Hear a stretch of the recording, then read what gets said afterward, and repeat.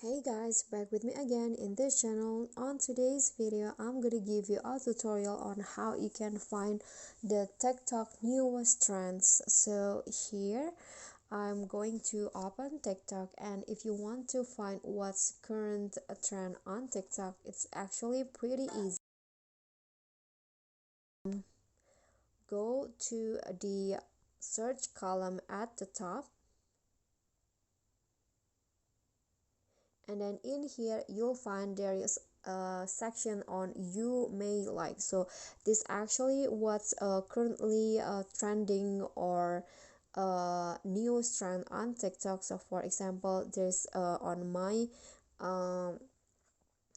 on my language, this is what's the trend, a viral trend, and you can just click on this, and then you'll find the contents, the TikTok contents that is now trending in your regions like this, and you can just choose which one of them that you want to follow.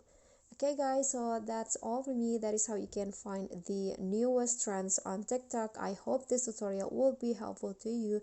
Thank you guys so much for watching. Don't forget to click thanks, leave a comment, and also subscribe to our channel. See you at the next videos. Bye.